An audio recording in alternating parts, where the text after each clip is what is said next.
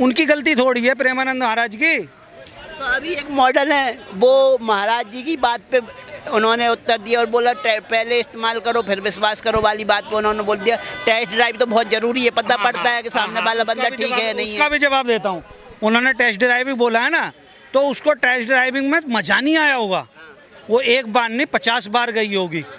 जब कोई अच्छा लग गया होगा 4 दिन तो ढंग से चलेगा वो, फिर उसके बाद तो गाड़ी में खराबी आई जाती है जी।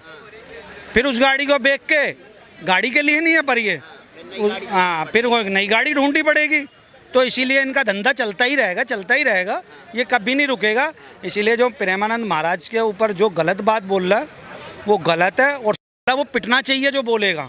चैनल वाले तो पीछे बैकग्राउंड में बेशरम बाबा करके पूरा का पूरा एपिसोड चला दे रहे हैं।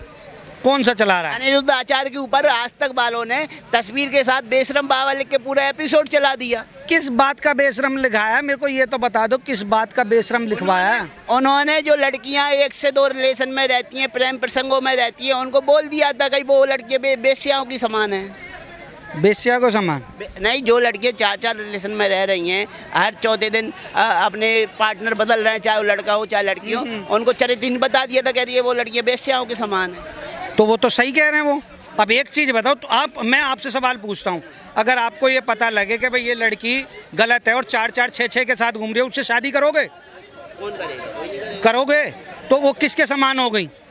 किसके समान हो गई? एक जो वेश्या होती है वो कहकर करती है कि जी मैं धंधे वाली हूँ, मेरे को 500 चाहिए, 1000 चाहिए, ठीक है। इनका तो कोई धर्म ही नहीं है।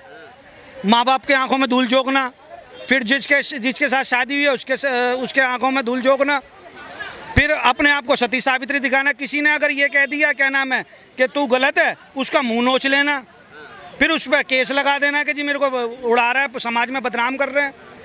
SCI वो क्या नाम है, माना नहीं धावा रोक देना। खुल्लम खुल्ला जो कथा वाचक है उनको भी जुबान पे कंट्रोल रखना चाहिए ना, एकदम से बेस से बोलना ठीक नहीं है ना। ऐसा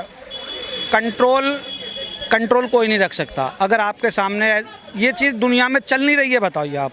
वो तो सत्यता है, चल रही है ना। अब उन्होंने आईना दिखा दिया, अब आईना देखने के बाद तुम्हें अपनी शक्ल इतनी बुरी लग गई तो उससे घबरा काहे को रहे हो? क्यों घबरा रहे हो? ये तुम अपने आप को, माँ बाप को धोखा दे रहे हो, यार दोस्तों को धोखा दे रहे हो, या रिश्तेदारों को धोखा दे रहे हो? अपने आप को धोखा नहीं दे पाओगे। कल को तुम्हारी शादी होगी, तुम्हारे बच्चे भी ना माँ बाप के ऊपर ही जाते हैं, ज़्यादा नहीं, थोड़ा बहुत तो जाता ही है बच्चा। तुम्हारे ऊपर जाएगा ये चीज़ें, बच्चों के ऊपर। और जब तुम्हारे बच्चे ये चीज़ें करेंगे ना, जब अपने आप से पूछना, अपने ज़मीर से पूछना कि ये सही हो रहा है या गलत हो रहा है। आप समर्थन करते हैं?